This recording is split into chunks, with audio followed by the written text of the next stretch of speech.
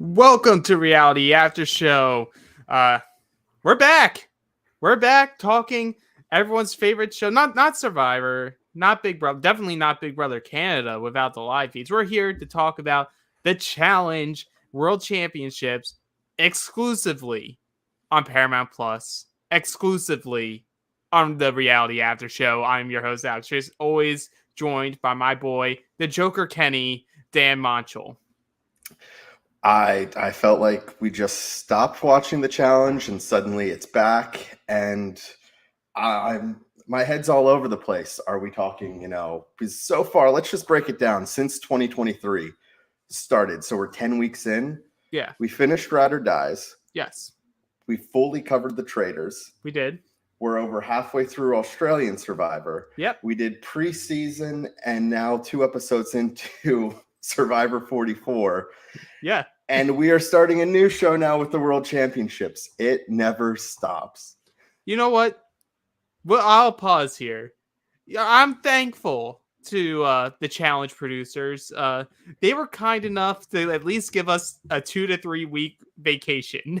And yes, that means Dan and I both did not have time to watch the UK or the Argentina versions. I've heard from some people, especially one of our patrons, Tommy Trina, that they're both really good and that at some point I will watch them. But we don't have that time right now. So we're getting to know these people firsthand on this premiere episode of the World Championships, Run the World.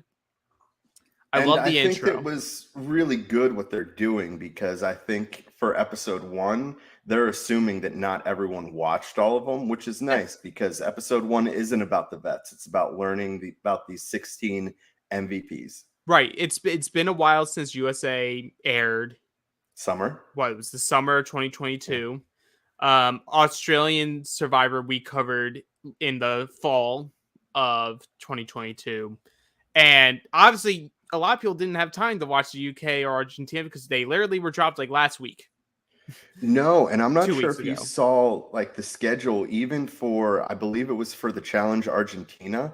When they were showing it live in Argentina, it was just only like a month ago, and they put it out like 4 episodes a week, and it was done in 2 weeks. And nice. I think they did something similar for the UK. Well, the UK only had 5 episodes, and I think part of that was because they lost some of their contestants because the Queen died right at the start of filming. I believe it was day 3 the Queen died, and so a lot of them were like, F this, I'm going home. Yeah, the Queen is dead. Long live the Queen. For Queen and country. But, their winner, one of them's doing okay. One of them is proving why he didn't win dailies, but somehow never got into... Tristan apparently won the game, never won a daily, never went into elimination. Yeah, I believe there was a comment somewhere in about the middle of the episode that Tristan kind of was just like lazy the entire challenge and then just turned it on for the final. I heard he was an all-rounder. All-arounder. Not all-arounder, all-rounder. All-rounder. But we get the intro. They're reintroducing the format of we picked 4 different spots of the world, the US, Australia, the UK, and Argentina to compete for the Challenge World Championships. We see the MVPs arrive on location, and I do appreciate that at least toward the start of the show, they do give the proper respect to the hosts that did the other countries that TJ was not able to do. So you have TJ there, you have Bronny Johnson from Australia, Marley from Argentina. No last name. And Mark Wright from the UK. They each get a chance to just talk about the challenge, what they're playing for, and they will be playing for $500,000. But wait, you didn't think we were just going to have all of you here, you MVPs and winners of the show. We got to bring some legends. Cue the helicopters. They love their helicopters. And it's only if you're going to have a world champion, if that's what you're going to crown them, you have to have the people that made the show what it is today. So I really like this format. It's kind of a new way of doing like the first War of the Worlds where they brought in a whole new crop of rookies, but paired them with vets. I it isn't something that you can do every season, but doing it every so often, or if they want to keep doing the World Championships, if it goes after 1 year, I love this format for it. I think it's the right way to do it. I agree. I don't know what countries are going to do. They won't do Australia. It got canceled. Unless they just premiere it exclusively on Paramount Plus for the US to watch. Which is a shame because I do believe, just from obviously our own bias, we are more affiliated with the US and the Australian players. What do you think about like the MVPs? We obviously get the winners. We got Kiki and Troy. We get Sarah and Danny. For the US, we have Ben and Justine. Justine. Thank you. And then we have Grant and Emily. What are your thoughts about those MVPs?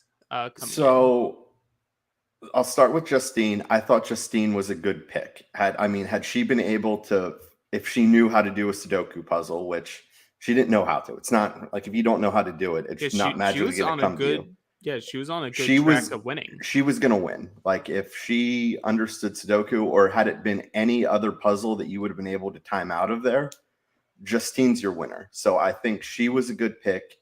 Ben, I don't love Ben, but when you look at what they had and you're trying to pick someone who was from the final, my guess is that Tyson flat out said no. Yeah, I think it's confirmed he said no, that he was never doing a challenge again. But what? You weren't going to pick Enzo? He has a plan. It's cooking. It's cooking, Dan. No. It's been cooking since BB22. It's cooking. But with that, I will say, the only other girl I would have wanted on the show above Justine is Desi. Desi. Oh, yeah. Desi would have been good. Who would have won if not for Enzo? No, Desi would have been a good pick, but I was fine with Justine. As much as I may not love Ben, I was fine with that pick because if Tyson says no, Dom didn't really do anything that would make it an Enzo. So pick your finalist. Ben didn't get to compete. We don't know how he would have done. I'm sure he at least would have made that race between, the Danny and Tyson. I think it would have been a 3-man race because I think Ben would have won some of those heats. So I thought that was a pick. And then we get to Australia, and that's where, now to be fair, I know Brooke J from Australian Survivor confirmed that she said no. Yeah. And so it's Emily and Grant. Like, I'm assuming just a lot of people said no because they were finished like 7th and 8th respectively for the other guy who was a finalist with the arrow earring. Connor, he said no. I know that he also is a confirmed declined the invite. The only other guy I would have thought he was the guy who came in second. He was from like Bachelor. He was the one that was hooking up with his girlfriend probably didn't let him come back, so probably smart on that. Probably. Yeah, he was gonna. Is there whipped cream there? You're not going. Well, we haven't seen whipped cream yet, so. But you know what? It's inoffensive. Like Grant's Grant. I hate the fact that he's gonna be wide because I don't know anything. I just know that it's Grant, and he's gonna be the reason why John A gets eliminated. 100%. Yeah, I'm okay with Grant as the pick simply because for TV purposes, Grant's going to make 2 or 3 really dumb decisions. And as we were talking before, and we'll get to it, he's already made 1. So maybe it'll be more than 2 or 3. Yeah. But he's at least not going to be a wallflower on the show.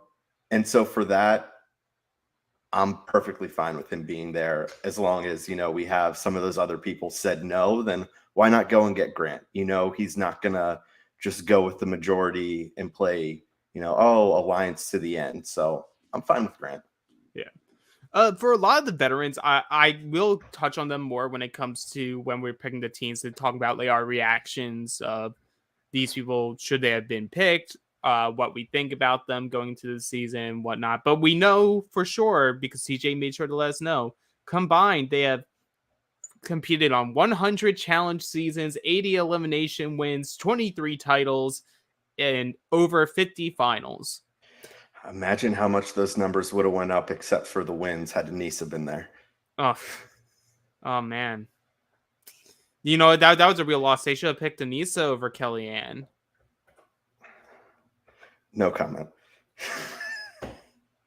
Well, you know what? Her ankle was probably still rolled over thanks to Jordan. See, yeah, it didn't stop Jordan from getting a haircut and being able to be here.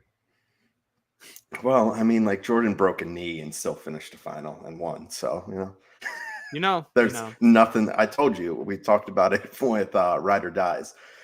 Jordan is an X-Men. Like he's a freak of nature. Yeah. But don't worry. Grant's not impressed. They're just normal people. I don't care how many finals they've won. They're normal. They're up here crossing their arms. But you know what? I can cross my arms too.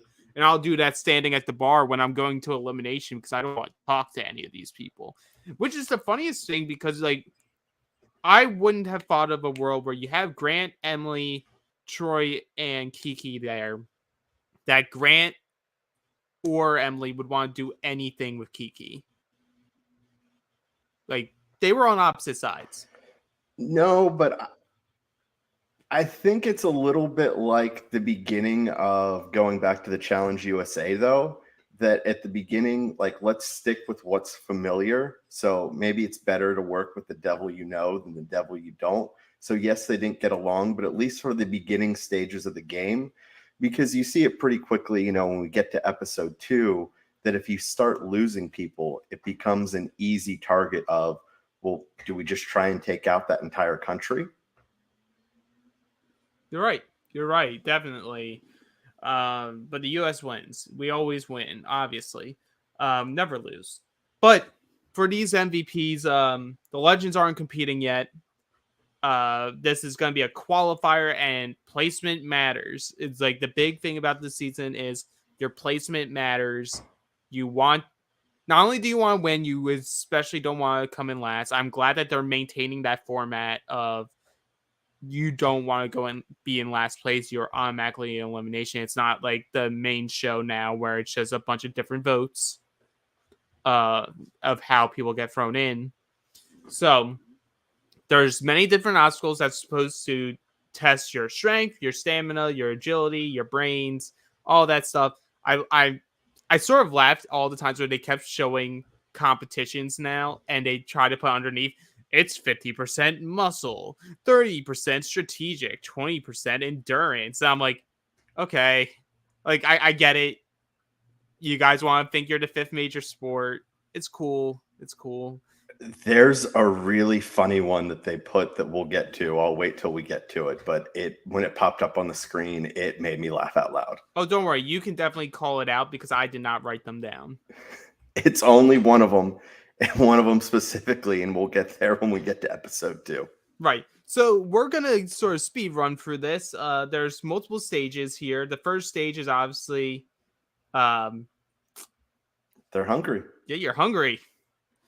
People got to eat. And so, bottoms up, vomit montages, drink this random stuff. It is vegan. We are told it's vegan. I mean, can't have those mistakes again. And I don't know exactly what it is, but that looked disgusting. Well, the one girl said it tasted like minerals. It was some type of weird, chunky protein shake that I can't imagine was enjoyable. And I mean, you look at all like everyone does it, they're all drinking it, but you can tell from how much they're throwing up from like these 2 shakes that this is disgusting. Absolutely. From there, the second task is you are hitting a weighted tire, which everyone's just assuming is each individual's like body weight or something along those lines. It's a lot of weight, but you're only able to move it across the lane with a sledgehammer. Once it touches the red line on the other side of the lane, you can go to the third task, which is rolling a cement block, or not cement block, a cement cylinder across the lane. There's a lot of crossing a lane. The next one is doing a puzzle and then carrying a weighted flag across a field and planting it. Yeah, I mean, for like an opening qualifier, this one, it's brutal. It's a mini final day, essentially. Yeah. Because like you hear from like they're out there for hours watching all this. See, I mean, just starting from like the beginning, it's no one really houses the shakes. You have someone that gets through them quick. But I mean, you see, the guys right off the bat, and you'll see Grant, you'll see, like Danny and Ben. They have a lot, like they're very strong people, and they're pounding on that tire, and it's going an inch. Yeah. No, this was meant to be brutal for them. Ben projectile vomiting, like almost immediately, was a sight to behold. I feel sorry for anyone who had to like stand around him after the fact with that beard of his. There was definitely bits of that shake trapped in there probably for the next several days. Unless he shaved his beard, there's probably still bits that are still trapped in there. So let's talk about the people who performed really well, the people who didn't perform as we would expect them to. So let's start with the big ones, like the winners. So Grant and Zara win. Zara came in second place in the UK for the women. I'm very impressed with her. And obviously, a lot of the legends, especially Wes, was very impressed with her ability. So it's not like she's the biggest person, but she was able to hold her own very easily across all the checkpoints that they had for this. I'll give credit to both of the UK women, like both her and Kaz. Oh, yeah, Kaz was right behind her. Like they both destroyed that challenge. I was surprised that Grant ended up winning, but he was a former rugby player, so he's got strength. It's not all that, but I mean, him going out and beating a Ben, beating a Danny, like I may not really like the guy, but I'll give him his credit. It's impressive. It really, I think it all came down to he was able to figure out a trick for the cylinder before Ben figured it out. Because you saw once that Grant was doing it backwards, that everyone else started doing it backwards. And then you have like Sarah and Emily, who are like the bigger women. Obviously, I'm using quotes there because they're not big. It's just that they're more muscular than the other women. They'd probably be looking as like two. If you were just picking two people out of the lineup of the MVP females, they're probably the two that you'd pick. Would say, "Oh, I bet those two are the strongest." Just looking at them. Yeah, absolutely. But yeah, they do well. Danny does well. Troy does well, and I thought he was gonna have some issues with some of the more weighted stuff, but like the other obstacles, like he was able to breeze through the cylinder. He did well in the puzzle. The only hard part for him was like really finishing up the flag. Ben did well. So a lot of the guys did well. Tristan did not for the guys. He was forever trapped at that puzzle, even with his Mark Wright cheering him on, telling him to do better. It did not matter. Puzzles were not Tristan's thing that day. No, and I feel one of the things that I enjoyed about how everything panned out was that it looks like they picked a good cast for the MVPs like per country, because like yes, in the UK it was the two women did great, where it was the two men didn't do as well. And I feel like everyone else was spread out across the board. And so it's nice to see, because I didn't want to see one country come in and just dominate it, where it was like, oh, between, both heats, they finished, top 4 across the board. Right. Yeah. So it makes it a lot more interesting. Right. Like we do see Rodrigo and Benha of Argentina finish, I believe, or get close to finish.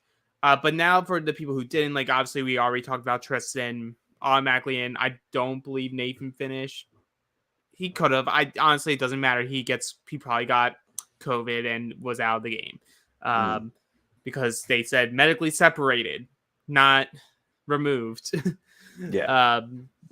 For the women, Claudia was in last. She got trapped at the puzzle. She's like 45. Wow, she's killing it for 45. Yeah.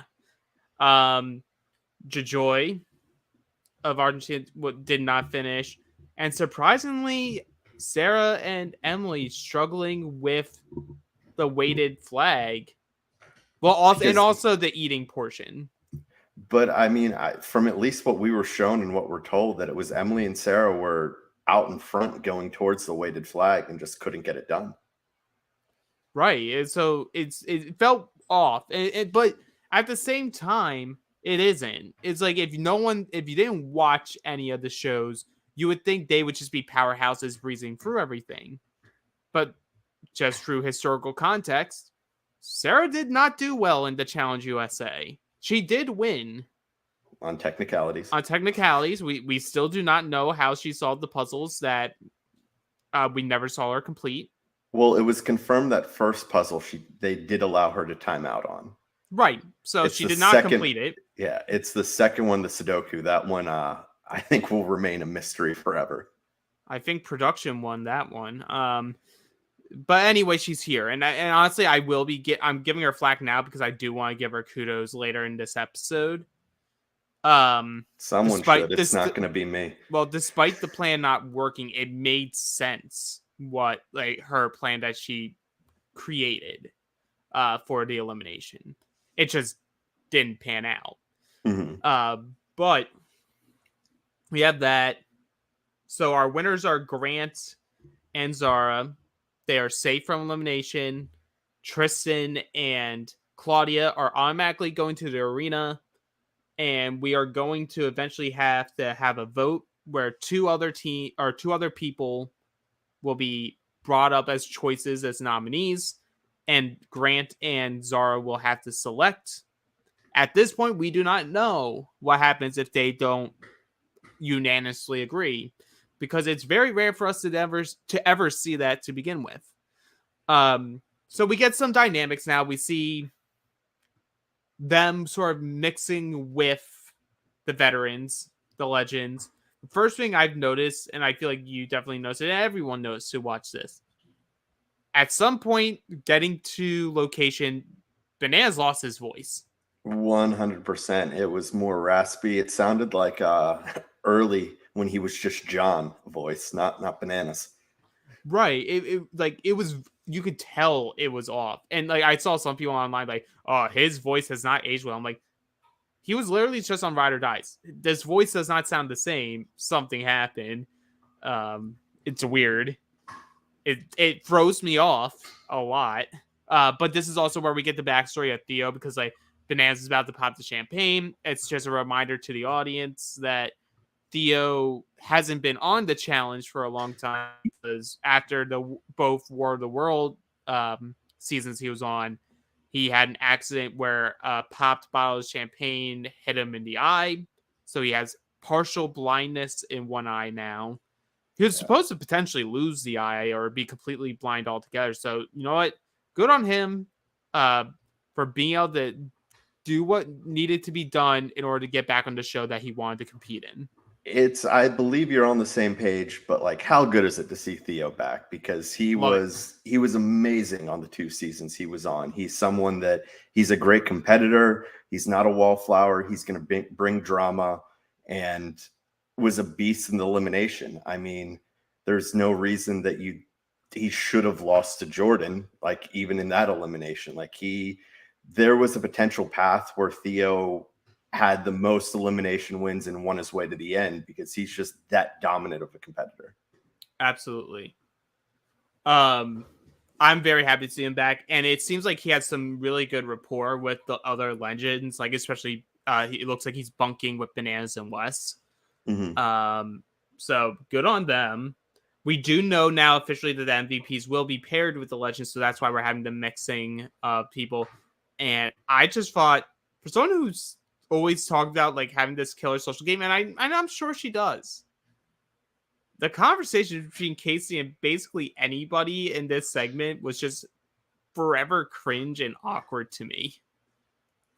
It was really weird. It was almost like she was going up to people, and she had, obviously she doesn't have her phone, but as if she was just looking up being what are good small talk questions? Right. It was weird. That's Casey. I don't expect to see a whole lot of her. She'll last a long time, maybe make the final, and we'll probably get single-digit confessionals from her. Oh, outside of the ones where she's explaining what the challenge is or recapping something. Yes. Yeah. It's her bread and butter. Yeah, so we now know like what some people are eyeing. Like we know Justina's eyeing Bananas, but like would prefer Wes or Jordan. Which, you know, is always an ego hit for if you're someone like Bananas who's like, you know, and he admits it, he's like, there is an ego about it. All of us, we want to be picked first. We want people to see that like we still got it or we're still a threat and whatnot. Wes gloats about himself for like 10 minutes. That's always been Bananas' thing, though, is that anytime he showed up on the shows, he's never someone that you're like, he's the best competitor here. But he just always, he's always won. And he's an all-rounder. He's never been CT, you know, he's never been, you know, like the West when it comes to, you know, appearances or elimination wins. But he gets to the final and 70% winning percentage? Like, yep. It's incredible. But then, yeah, sorry to cut you off, but you were going. But the montage of Wes talking about himself and they kept hitting the fast forward, phenomenal. It's amazing. That's like a bunch of people who are like, I hope Legends will actually want to have me after I bombed competing. Nelson is saying that he needs people's social security numbers. No. Everyone, no. Nelson can't remember a 10-digit number. Nelson can't remember his own number. Nelson can't, like... Nelson, I love you, man. Why are you here? Why? Like, obviously this is filmed after Ryder dies. And I know that they said, Nelson, you're a legend on the way out, but like, come on. You literally had other champions sitting right there on location, ready to go. And you pick Nelson. Nelson's like that. I mean, use more of like a sports analogy. He's got anytime, you know, whether it's football, basketball, whatever, you get to the playoffs and there's always that one team that is just like, oh, you don't want to play them in the playoffs. He's but Rudy it's Gobert. Like they're never going to win. He's Rudy Gobert. That's harsh. I mean, it's accurate. It's accurate. Folks, look it up. It's accurate. Behavior-wise, it's accurate. But yeah, he's the Jazz. They get there. They don't win. They're the Nuggets. They get there. They have an MVP on the team. Shouldn't be. But regardless, we are now at a point where we see some of the legends talking with some of the newbies. And we see people like the UK girls saying, like, we're not stupid. Like, we obviously should be befriending people like John A., people like Amber, I guess Kellyanne, because she's sitting there, and really gain their knowledge and use that to help us grow as well. Because, you know, off of just a few episodes, like, I wouldn't mind seeing Kaz or Zara make that jump to the main show. No, you know? I think there's a number of people on this cast that it's like if they got a call for 39, wouldn't be upset about it. Yep. They then talk about the rest of their team. They say Nathan is good at puzzles and memory. Tristan is an all-rounder. Then we get the first confessional of Kellyanne that we know, like, oh, this is going to be weird Kellyanne again, where Kellyanne's just like, I'm keeping my eyes open. I have a lot of friends who have betrayed me, and, you know, if they turn on me again, revenge is best served cold. Or is it hot? Or cold? I feel like you wouldn't want to eat something cold.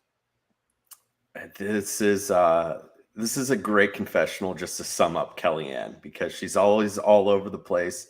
She literally brings a mirror onto the camera as she's talking about it.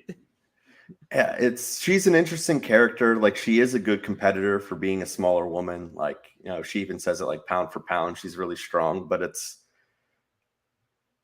you know what you're going to get from Kellyanne. Like, going to put up a fight, but she's never going to win. No. Don't know why she was picked. We'll talk about it now. Don't know why Kellyanne was picked over champion Jenny West. Is Jenny West crazy like Kellyanne? No. But you know what? This is a exclusive on Paramount Plus mini series. Bring Jenny West back. Let her compete. The fact that she hasn't been back since she won is ridiculous. You know what? They kept taking out people who won a season or made them prize. Everything to line up for Tori to win. Oh, that's their new favorite. That's their golden child. Well, it's okay. We're the official challenge podcast, though. Well, of course we are. We're not listening to that hot garbage Anissa spews all over the place. Oh, man. It wasn't even me this time, folks. It wasn't even me. But this is where we get Nathan's last time that we really see him. And he's pitching a Australian and UK alliance to target Argentina. They already have Claudia down there. If we send one of the guys there, we believe Tristan could beat them in most eliminations. Send Jajoy down, and we can cut Argentina in half almost immediately.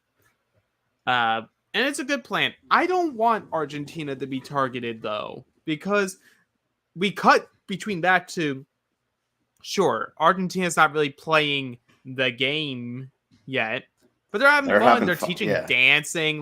They're singing songs. They're good energy.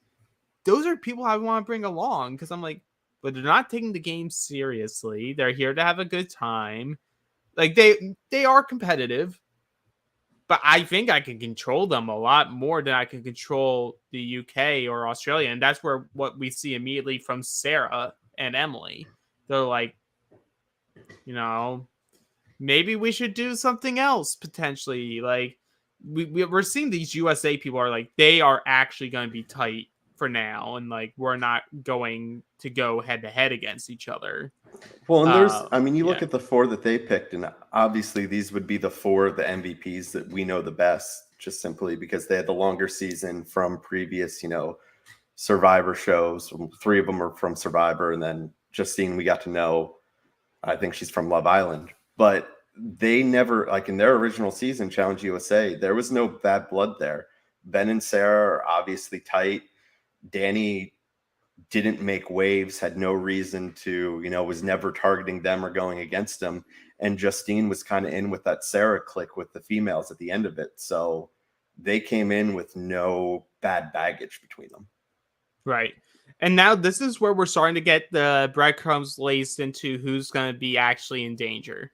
Because we see a conversation between Bananas and Kiki, who I didn't realize was indigenous Australian. She mentioned that, and it took me back for a second. I'm like, oh, I didn't even think about that when she was on Challenge Australia. But we all enjoyed Kiki while she was on. And she brought our favorite phrase. She's like, "Am I being stitched up? Am I being set up?" She tells Bananas that Argentina is being targeted. Ultimately, I feel like the other big issue for Argentina is just the language barrier. It's not that they don't speak English, but you can tell with some of them, it's definitely broken English. And I feel for some people who get cast on these type of shows, if you can't just speak English with me, then you can go home. Yeah, it's always going to be a disadvantage when it's your second language because, hell, I can't speak any second language that would be able to understand and realize what's going on in a game. So more power to them for the fact that they do know it, but it's not what you're most comfortable with. And there's always going to cause, it's those little gaps of communication that in these types of shows really matter. Yep. So in order to help save the US and some of the Australian people, Sarah wants the US and Australia to work together. But in order to do that, they need to target the UK because she sees it as Kaz and Zara aren't talking to the US people.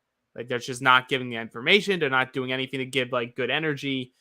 They are just not on the same page. So we need to get Kaz thrown in And then we see ultimately the deal is, okay, then we'll put Kiki up as a pawn, because then you have a winner that's from the Australian series, that winner that's from the UK series, having to pick between someone from the Australian series and someone from the UK series. And historical context, which I love that Sarah actually brought that onto the show itself so that the viewers understand what the players are thinking, is historically, in the event of a tie, either Zara would then go down because they couldn't come to a conclusion or a decision together, or Claudia would just get to pick who she wanted, and Claudia would pick Kaz. It's good on paper. It's good on paper. I'm just glad that in between Challenge USA and World Championships, Sarah brushed up on, her challenge history, because every time she threw it out on USA, she was 100% wrong. So good on you, Sarah. You got it right this time. Yeah.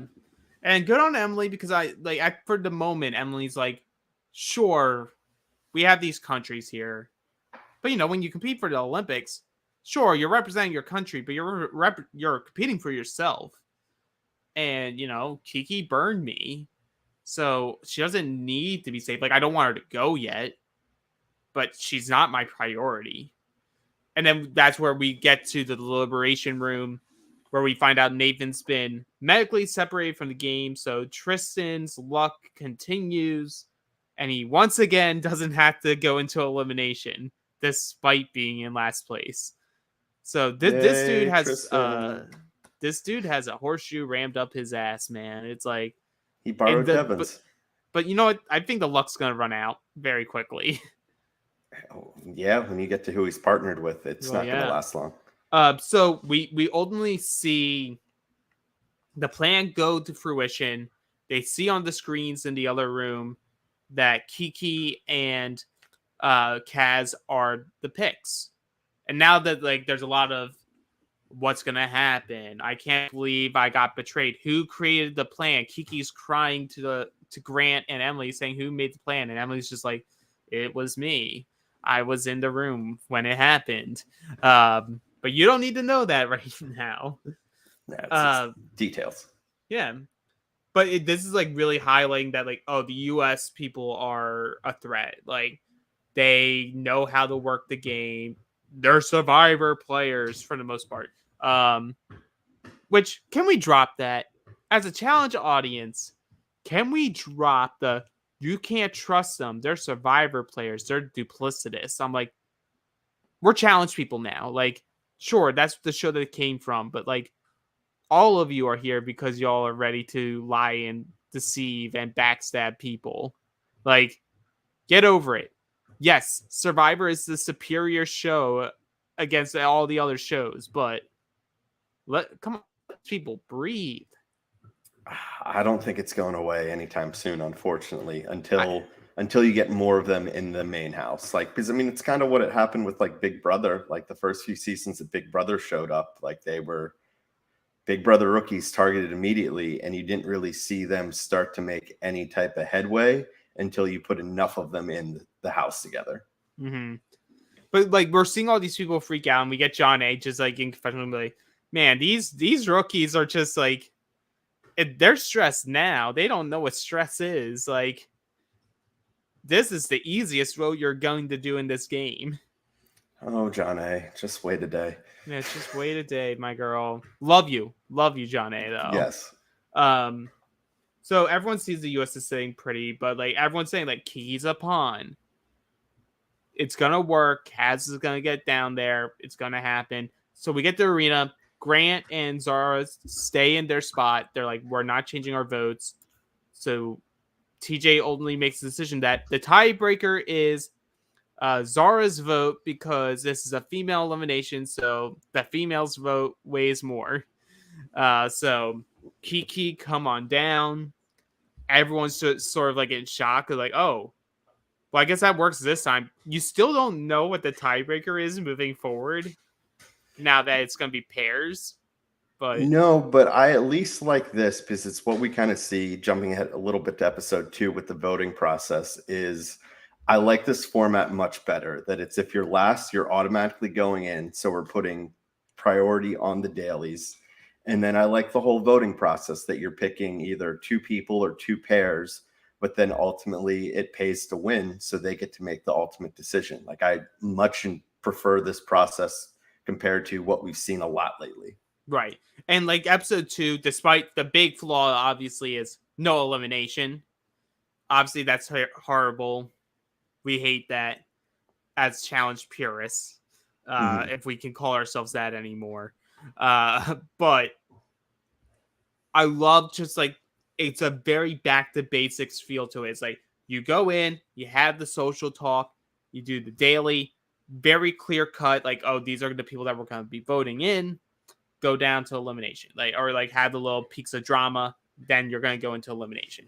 So I'm loving that part of it, of episode 2, but we have to get to the elimination. It's a challenge favorite, and it's pole wrestle, and Kiki and Claudia are like, what's pole wrestle? Well, what? Because I don't know what they had in Argentina, but in Australia, it was that weird potato ball or whatever it was. Yeah, sure. The potato ball. It was the one that like Troy almost died because the pato ball or something. Sure. Mm-hmm. I think Kiki may have even been the girl in that elimination. She was in most of them. That wouldn't surprise me. But she was in most, and so was Claudia, apparently. Claudia, at the age of 45, went into 3 eliminations and won all 3 of them. She's ready to be an aggressor, but Kiki says she's not an aggressive person. That's not what we saw. Could have fooled me. Luckily, and such a shame that Johnny's not here to talk on it, but like, her brother was a big WWE fan, so she was going into that wrestling mindset. I'm going to dock some points away from Wes because he calls it the splits and not a split. I mean, just looking at what she did to win that second round, so impressive.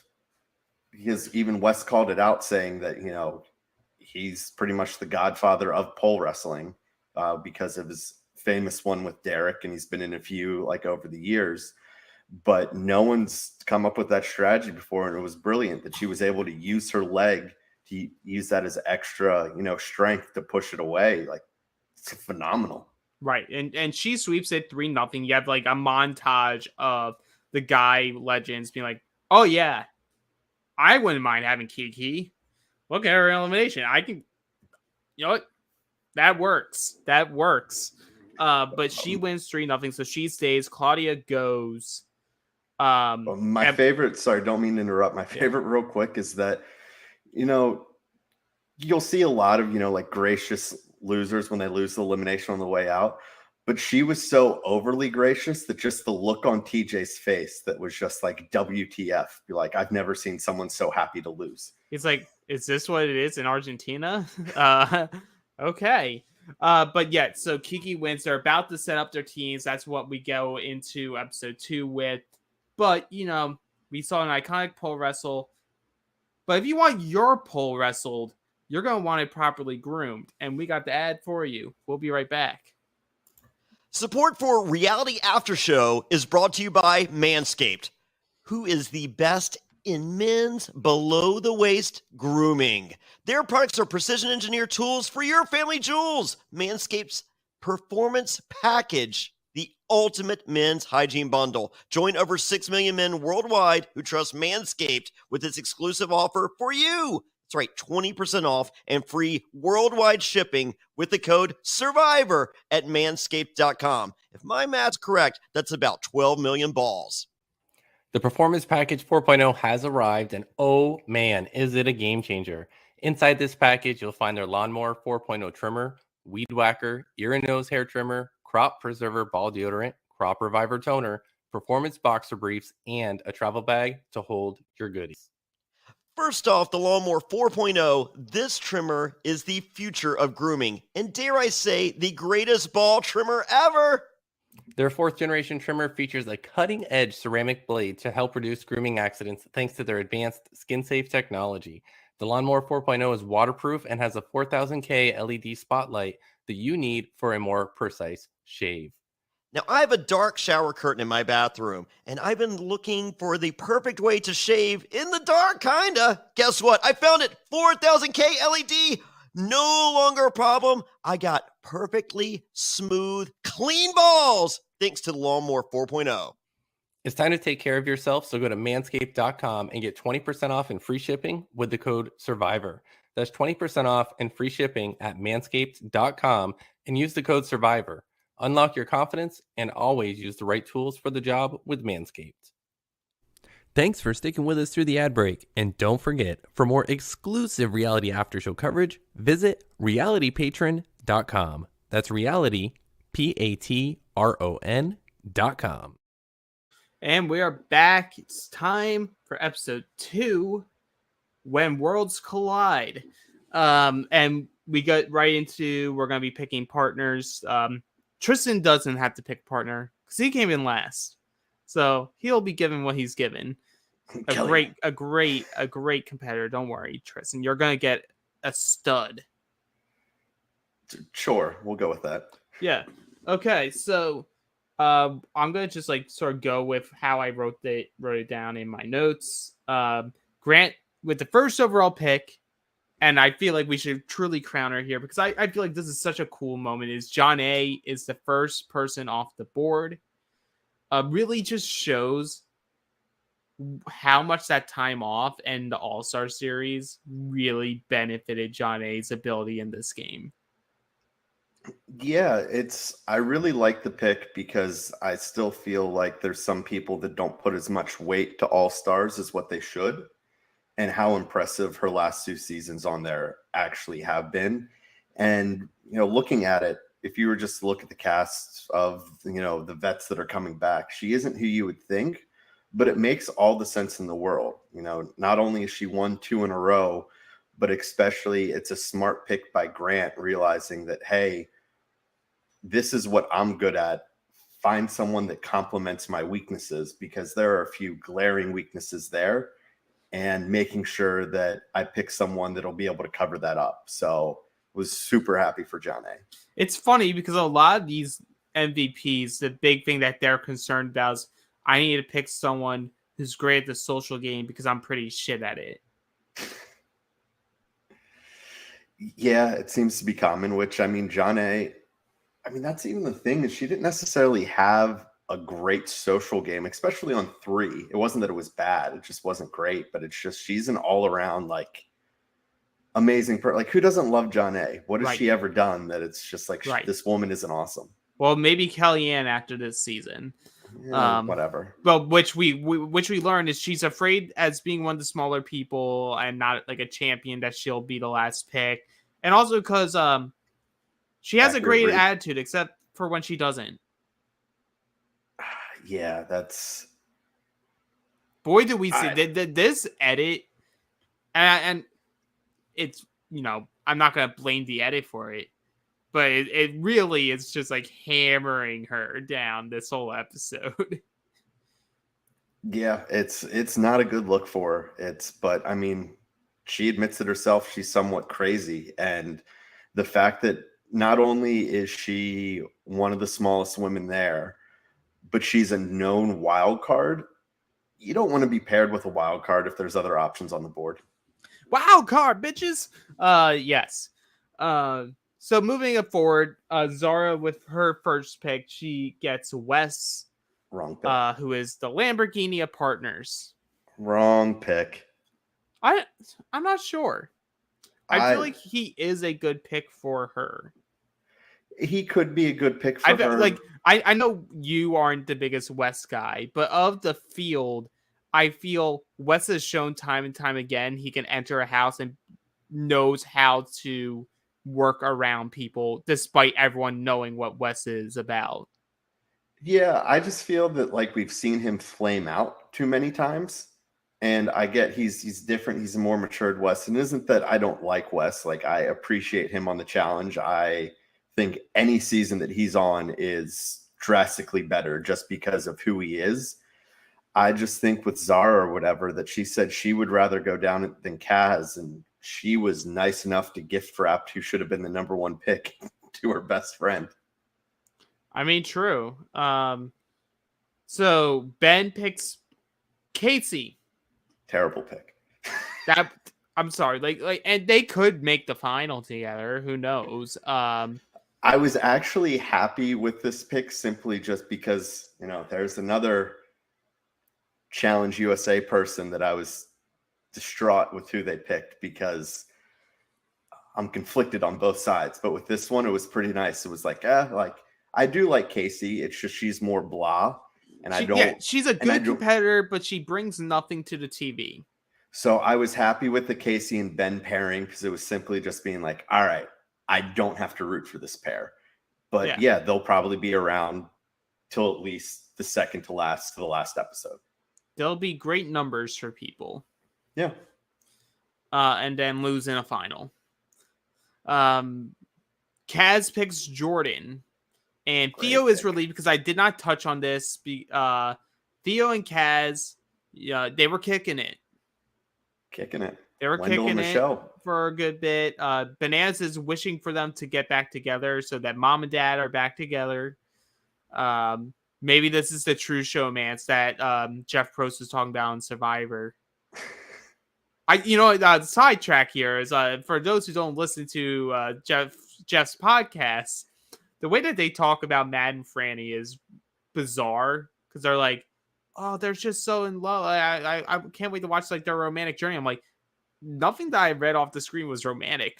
Yeah, both ways, I should say. One way for sure. The other way, no. Do some research. Jeff. You cast these people. You would like to see that, but getting back to Jordan and Kaz, I think this is a great team, and if from what we know about Jordan and what we've seen from Kaz so far, the right thing to do is you throw them into elimination every single time. Yeah. Because if that team gets to the final, they are winning it. Yeah. I agree. They are a team that I would want to just throw down it constantly. Also just because Jordan just does very blatant things that you would expect a seasoned veteran to not do or make it so obvious that they're doing that you get called out by everyone as you're doing it. But he benefits just from being not as hot-headed with the people that he had rivalries with in the past and now has friendships with.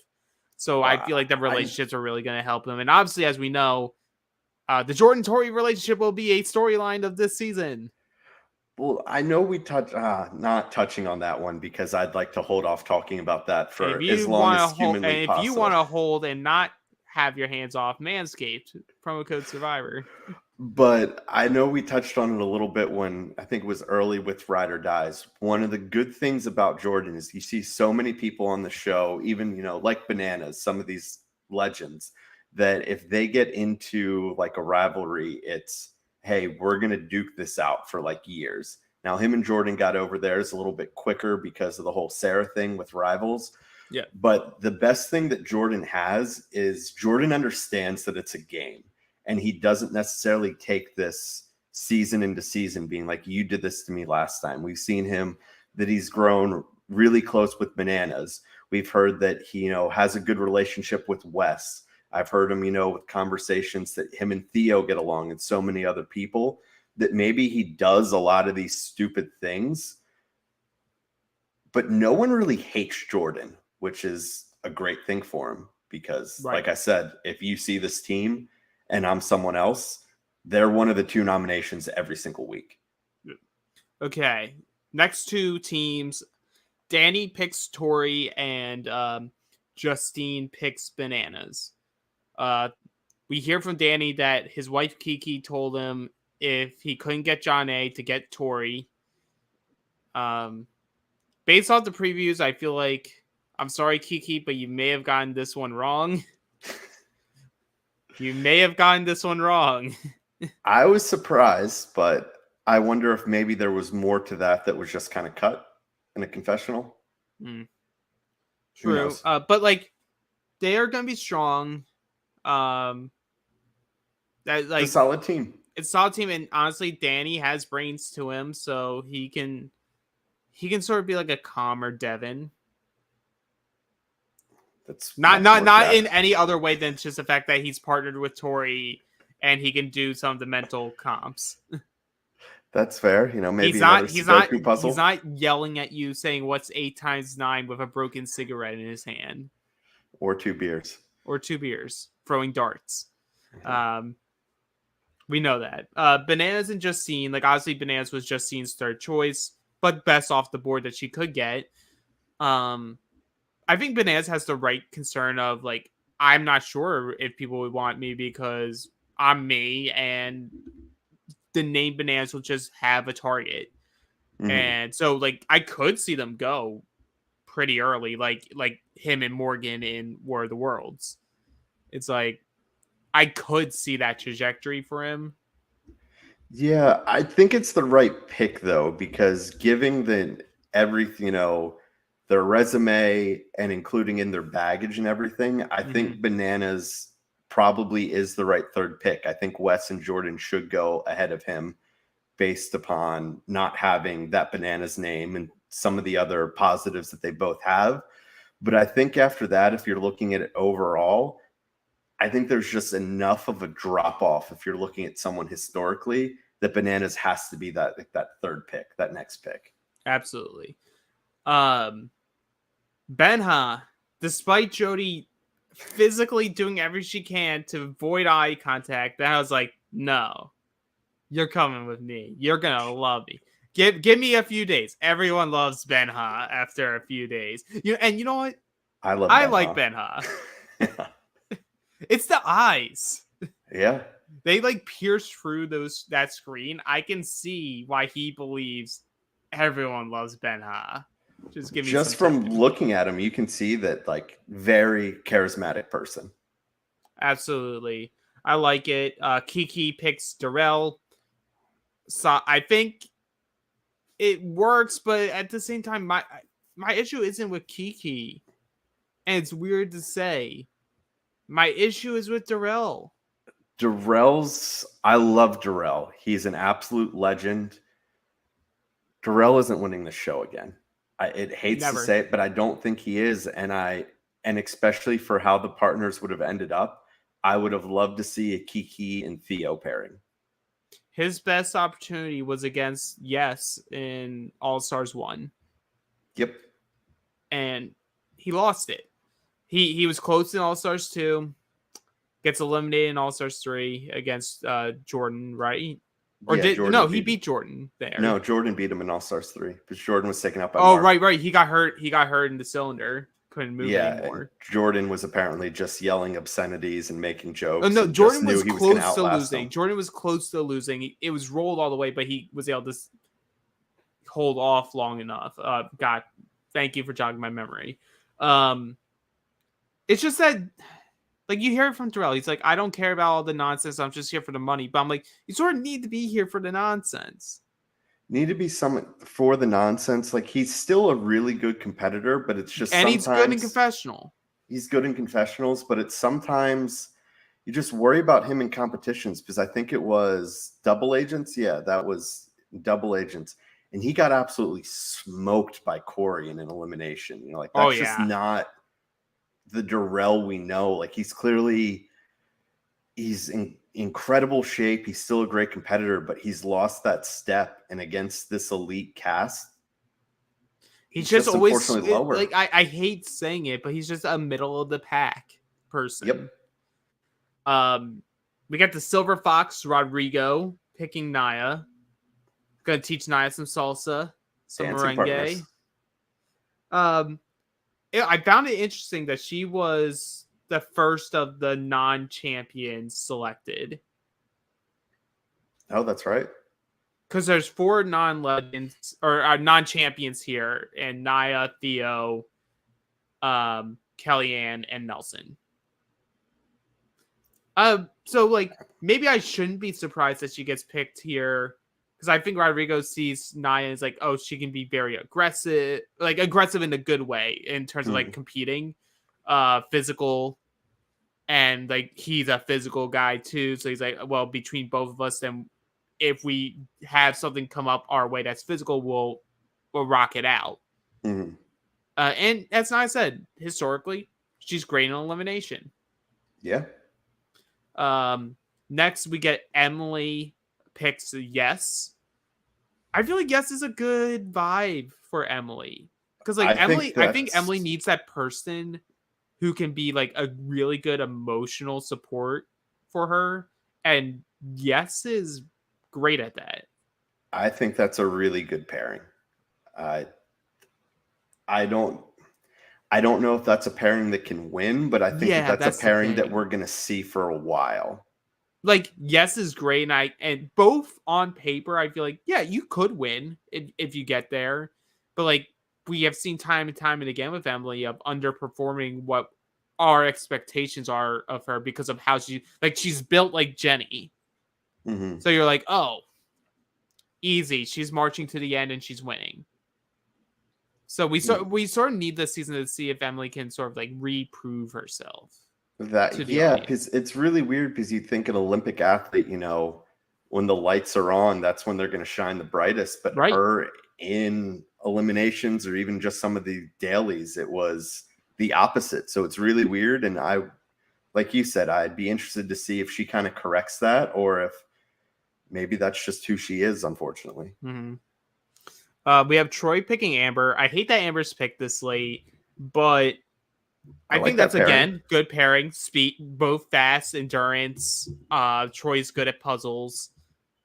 Even though it's not a spoiler alert, folks. Like, you know, if you don't want to be spoiled, go like take 15 seconds, starting in 5, 4, 3, 2, 1. Amber's pregnant on location. Yep. Doesn't know yet. Will get pulled from the game, so I feel bad for Troy here if the game doesn't like shift in a way. Mm-hmm. But whenever Amber's on my screen, and you guys are back now, whenever Amber's on our screen, I'm happy. Especially if anyone did watch the reunions for Ride or Die. I didn't, but I got the clips that were necessary. I support Amber wholeheartedly. And now anyone who goes against Amber, I'll be coming for you too, and I will get all of Reality After Show after you. You don't mess with her. I think that means Alex is going to be coming for Anissa's BFF. Yeah, and Anissa, even better. Well, that one was a given. But we'll see. We'll see there. I might allow this season to be like a wash. Future seasons post baby, we'll see what happens. But y'all are on thin ice. But with that, Sarah picks Theo because they're gonna get married. It's weird seeing Sarah joke. I'm not used to Sarah being like jokey because we don't get to watch a lot of that. Like, we always hear about it. Like, we always hear it from Johnny. It's like she asks a bunch of questions. She's always so interested in everything that people do. We didn't see it in Game Changers, but we heard it a lot of like just how good she was at like connecting with people. I think Theo's a great partner. I hate this for Theo so much because there's nothing more that I want to do than root for Theo. And Sarah knocks that a little bit. No, I get that. I feel like there's going to be something at the end where it'll be similar to the other shows where it's like a male winner, a female winner, but not necessarily like the pair that you are in. Mm-hmm. You know? So I feel good about this as a pairing for longevity for Theo. Because I think if they're thrown in elimination, because let's be honest, of like the US teams, say Justine and Bananas are gone, they're throwing Sarah and Theo in a lot more than they're throwing in Casey and Ben. But I think Sarah and Theo can back it up in elimination. My other favorite about this is because he, so she's paired with Theo, obviously, and we see a few offhanded comments of Sarah, sniping at Bananas with his ego or whatever. He's partnered with your girl. You kind of have to work with him. Yeah, your girl Justine. And it is interesting. I know we're like pretty much at the end that it's they're getting the jerseys of the MVP that picked them. So it's, these vets, they're going USA, Argentina, UK, which for me, possibly going all the way back. Another good news for Jordan. The last time he was on a Team UK went really well for him. Yeah, absolutely. Absolutely. I'm going to be actually doing a rewatch of War of the Worlds. 2 or 1? Both. They're both really good, and I think 2, just that second half of the season, what him and Tori do, I think it's legendary. Right. It's just like I don't think I appreciated it at the time, but I know I need to go back and watch it when I have time to watch it, so it's on my list. But with 7 to 8 months, you'll get there. Yeah, with that Sarah Picatio, it leaves Kellyanne and Nelson awkwardly kicking sand in the arena. By default, Joy, which my autocorrect put the Juju. Joy and Nelson are a pair, and Kellyanne is paired with Tristan. That's my favorite one. So we were talking about it's breaking down the challenge, strength, endurance. And so as they're picking, their partners, you get their profile to be, like championships, finals, eliminations win. And then it gives them like their strength. Yeah. And, for like Jordan, it's endurance. For, like Wes, Bananas, it's like politics. Some you'll get strength. For Nelson, they put heart. Yeah, I did see that. I did see that. Favorite. They're like, we can't really give you like a pure stat, so we're gonna give you an intangible. He has passion. That was my favorite. Oh, buddy. But yeah, those are the teams. Off the bat, like we hear people talk about it throughout the episodes. Like the teams that seem like to be more like the heavier threats are Grant and John A, Wes and Zara, Danny and Tori are talked about a lot. Kaz and Jordan are talked a lot. Like those seem to be like the main teams that people are eyeballing. Like those are the power teams. Yeah, which makes sense. I mean, those teams that are picked first, they have a huge advantage. I think the outlier of a really strong team that went late is Sarah and Theo. Absolutely. But outside of that, I think the second half picks, like, they're going to struggle. Yeah. Joy and Nelson are laughing, connecting. They're going to have very good communication. I'm sure nothing will go wrong there. We get Bananas and Justine, and really Justine's storyline here seems to be like, it didn't really matter who she picked. The story is her trying to say, like, I want to prove to my partner, like, I'm that bitch. I'm that person who can go in, carry my own weight when it comes to challenges. I'm very good at that. I just need someone to help with my social part of the game because I'm more introverted. Yeah, and I mean, it's good on her. She's realizing, but I think she's potentially in a really good spot. I mean, we've seen your partner with Bananas. It can go really well or it can go really poorly. Right. If it happens to be a season where it can go well, you have that added benefit. With also, you'd assume that the Challenge USA people would sit close together. So I think she has a pretty good comfort zone, at least for a few episodes anyway, that I'm really interested to see her progression over the next maybe 3 episodes to see if we start seeing more of her coming outside of her shell, because she is a great physical competitor. And if she can get more of that social game, she can be an absolute threat, not in this game, but in potential future games moving forward. The only issue here is, and I'm a huge Bananas guy. Like, I'm a big Bananas fan. He's why I watched the challenge, or started watching, at least. There's only 3 outcomes when it comes to Bananas. He goes out very early. He goes out right before the final. He's in the final. Okay. So, in the event that it's the first one where they go out early, I hope that it gives enough shine to Justine where she will be back. Because I like Justine. I liked her in the USA format, and I'm liking her so far here. They obviously like her for confessionals and being able to help dictate the story.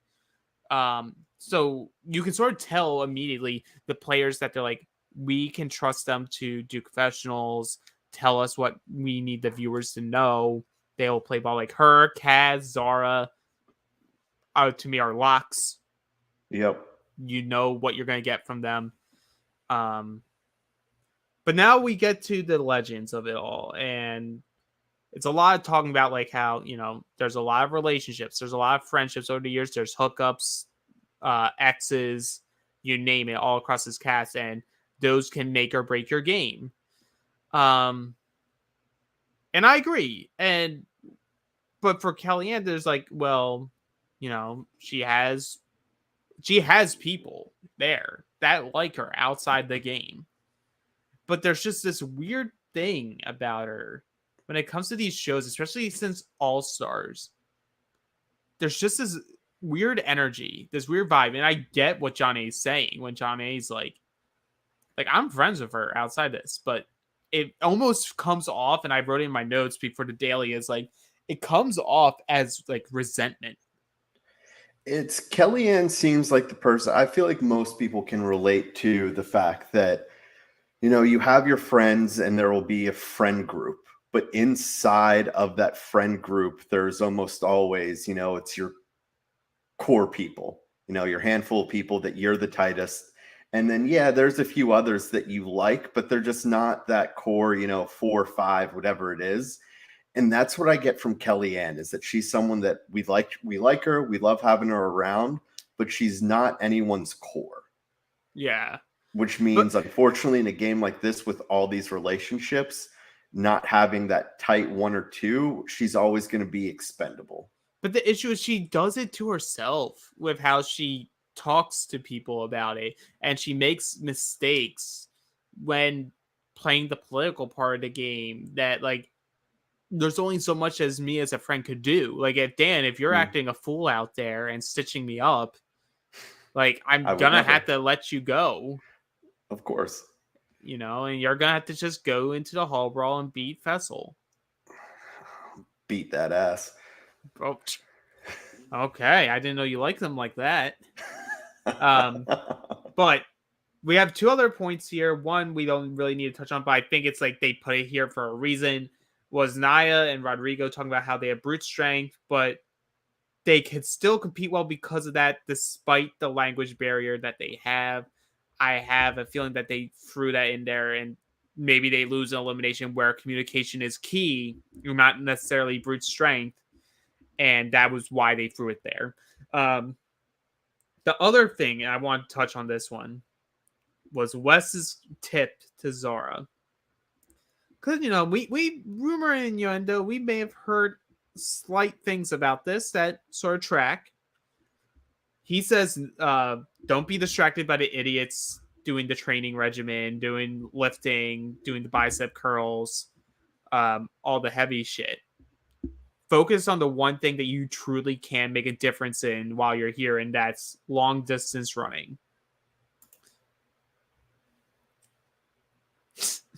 Yeah. You know what? I'd rather take notes from Wes than from Jordan. As much as I love Jordan, I agree with that. That Jordan confessional was cringe. Wasn't great. Kaz, as he's talking to the viewer, this is a burn vote. After we were already just explained that it was a burn vote. And okay, whatever. But I love this. I love this version of Wes. Mm-hmm. He understands his spot. He knows that, like, as long as I can buy my time, I can get to a spot where I can get to a final. If I get to a final, I have a very high likelihood of winning because of the training regimen I put myself through. Like, before getting on location. He keeps himself in good shape. He keeps himself mentally strong. Works on his long distance running. That's why in All Stars 3, all of his workout videos were just slow montages of him on the treadmill. He's somewhat, it's different, but it's similar in some respects to like CT, is that, outside of maybe Spies, Lies, and Allies, like CT lately has been coming in out of shape, but he works himself into shape. And yes, Wes may come in better shape, but their whole goal while they're there isn't to just be in shape, it's to be in final shape. Right. Like Wes, the Johnnies, the CTs, they do all that workout prep before and like bulk up before coming on. And then you'll watch as the season goes along, typically, or historically, if you go back to former seasons where you start seeing them getting like a little leaner, and then they're in final shape by the time the final comes around, and they're able to maintain a good running pace because they dropped that weight. And some of that is muscle weight that a lot of people get hyper focused on because they want to look good, look good for TV, look good for Instagram and their influence money. Derrick Henry. That gets us to our daily. We're out in the dunes, and it's called Chain Game. And you and your partner will start at like the end of a dune, race up through the course to a shipwreck where you will then pick a chain where each is a different color that corresponds to a puzzle at the end of the dune. Some puzzles are closer than others. The further away, the easier the puzzle. Closer, the harder it is. But all these chains are 700 pounds. That's brutal. Dragging that through sand, that's absolutely brutal. Running through a dune is hard enough. Yeah. So then from there, you use the chain to solve a puzzle. Once solved, you then race back to the shipwreck, raise the bell. First to raise it or hit the bell wins, safe from being put into elimination, gets to decide between the choices of nominees who goes down. Whoever is last is automatically in. And I liked the challenge. It was very competitive. We see like people who like John A and Grant were among the last people to get a chain, but they were the first ones to complete their puzzle. Kaz and Jordan were one of the last people from the edit to get to their puzzle, but they may have gotten one of the easier ones. So it was a race between them and John A and Grant, but John A and Grant win again, or Grant wins again, really helping not show that threat level. Grant, please, for the love of God, stop putting John A in precarious positions. I love that John A is safe though. He's not scared of everyone. Oh yeah, he can cross his arms too. And he won't high five Jordan. That part was funny. He finishes, turns around, and Jordan has to self high five because he was waiting for a high five from Grant. And then we see some of the other teams finish, and like I am gonna note that Benha and Jody do finish on the like earlier side. They do well. But you see teams like Justine and Bananas, like they end up going pretty late. And I feel like what some people miss here is once you know it's whoever gets last and you know you're not going to be first, you can sort of take your time as long as you're judging the field around you. And luckily for all these other teams, you have Nelson and Jajoy and Tristan and Kellyanne, who all aren't good at puzzles. Kellyanne's frustrated that Tristan's not listening to her, but Tristan's like, she's not giving me anything, so why am I listening to her? But they somehow managed to pull it off, and Jajoy and Nelson are automatically going to elimination. Yeah, Kellyanne and Tristan's language barrier may be worse than the ones where you have to worry about with someone from Argentina. Yeah. No kidding. But we see that with Nelson and Jajoy being the auto into the arena, Benha and Rodrigo are very sad. They're just like, we just lost Claudia. Like, were you really going to lose Jajoy too? Like, we need to do whatever we can to ensure that we don't lose another Argentina person. And now this is where like Jody's like, well, crap, like I don't have all the connections that some of these other people have. I've been out the game for a while. I need to figure out what we can do to protect us. And the protect is Kellyanne putting her foot in her mouth, just consistently and effortlessly going to the U.S. team, going to Tori, who's on the U.S. player's side, and going, we need to target the U.S. and the Aussies. Oh, Kellyanne. And then it's just a bunch of like her trying to recover her tracks. Like she's like pinning her friends against the wall. Like, why? Like, I shouldn't have to be going against you. Like, what can I do to get you guys not to have me go against you? Which is also weird terminology. That's not how you should be doing it. But then it's like, you haven't even given me a chance to talk to my partner about this. Like, we have had zero talk because you have me pinned against a wall yelling at me. Also, historically, like I'm sure there's been some, off-screen interactions and who knows what else.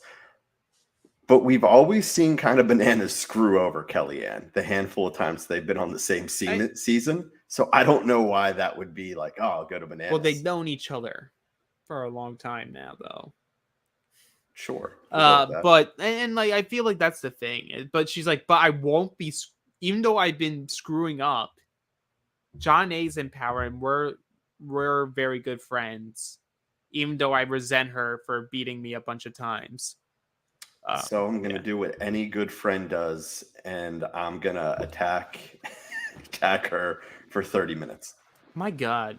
Yeah, so we get to Deliberation because we hear the U.S. people talk about it, and Sarah's like, well, she's targeting the U.S. Like, she gotta go. Like, she has to be in there, and John A and Grant have to pick her.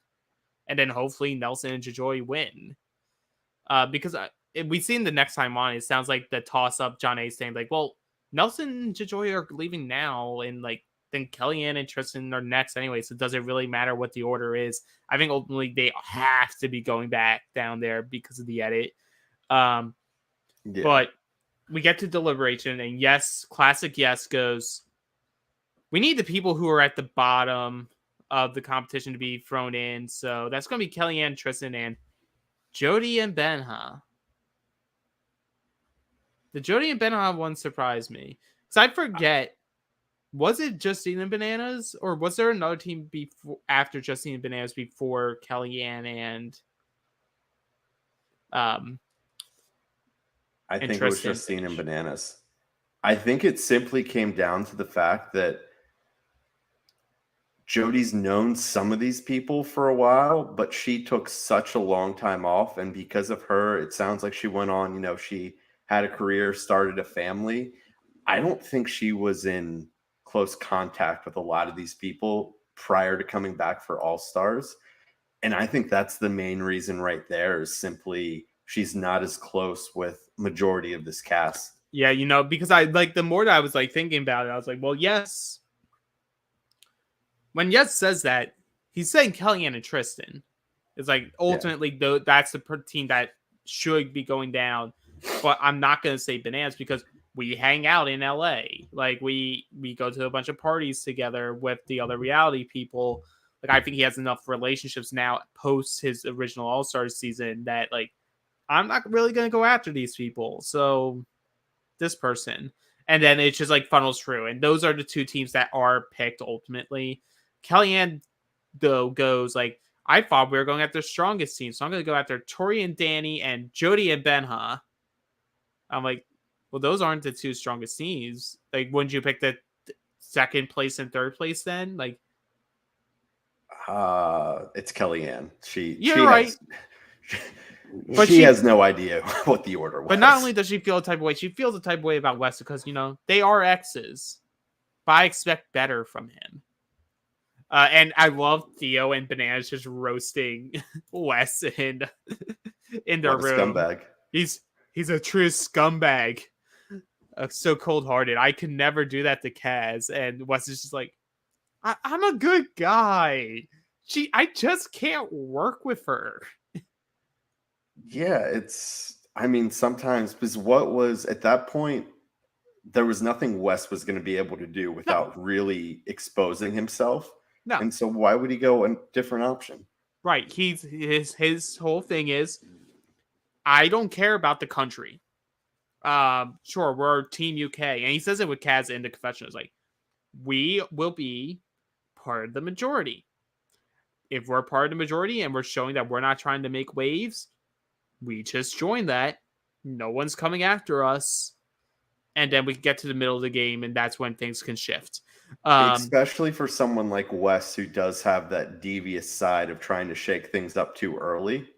Now it's more of his younger seasons, but I think it's what he has to do to stay in the game until that middle point to where he could get some power. Also, here's the issue with Jordan doing the burn vote. Burn vote doesn't matter if everyone realizes it's a burn vote and like you could have just voted for me anyway. Because like if you still vote for both of those teams and one of them comes back, it's like, yeah, but everyone voted against you. Like you're like, the logic is semi there, but not completely there. Well, and especially because I think it's safe to say, unless there's some miracle that happens, Kellyanne and Tristan are never going to win a daily. So no, they're never going to have that true power of being like, oh, well, Jordan was one of the two that were picked up. We're going to save them because they didn't say our name that one time. Right. And that leads to that main event. End of the episode is John A going to Kellyanne because Grant does tell John A that like pretty much F friends. You're here to play the game. Like you're here to play for our families. Like put her in. And she's like trying to be nice about it. She doesn't want to like say immediately to her that like, hey, we're going to be putting you in because they are friends. And John A obviously values it because of how she's approaching this conversation. But Kellyanne's just like, well, if I was in your position, you would never be touched. Like I wouldn't hit any of my friends unless they did something to me. Then they're no longer my friend. Like I've been helping you so much when you came back and we tied the one time and then you beat me twice. I'm like, wow. Like you're really just wanting to torpedo your friendship and your spot in the game. Cool. It's a horrible look for Kellyanne, and then just whole Grant's thing of F friends. I imagine that's just because Grant doesn't have many friends, and he's like, yeah, I never pick my friends because I don't have any, and it's always worked out for me. See, right, and that's where we leave off. We don't go into elimination. The only part of the preview for next week is all about leading up to the elimination, so we don't even get a daily conversation or like a highlight. So who knows what happens on episode 3. But you know what? That wraps up our coverage for episode 2 and the premiere overall of the Challenge World Championships exclusively on Paramount Plus.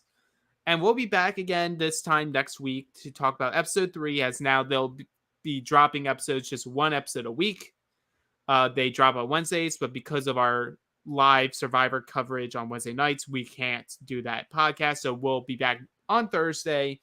And if you want to hear more from myself and Dan, tune in tonight where we'll be talking about the current week of Australian Survivor. It's going to be a packed house. It's going to be us.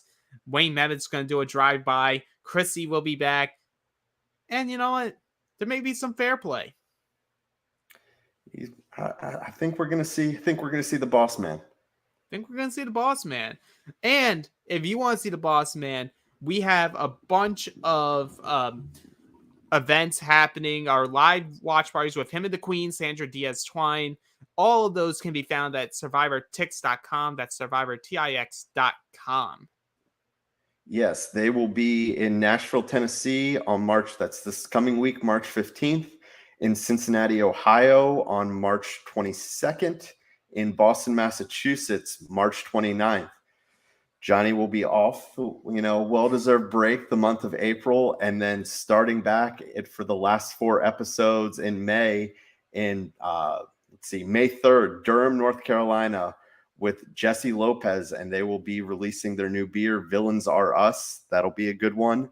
In new show announcement on May 10th, they will be in Chicago, Illinois at the Bounce nightclub there.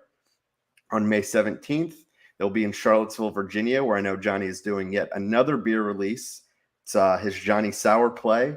And then for the finale in my hometown, March 24th in Charlotte, North Carolina. You can get all these tickets at survivortix.com, SurvivorTix. It'll be Johnny. All parties, the Queen, Sandra Diaz Twine will be there, as well as tons of other former castaways and special guests.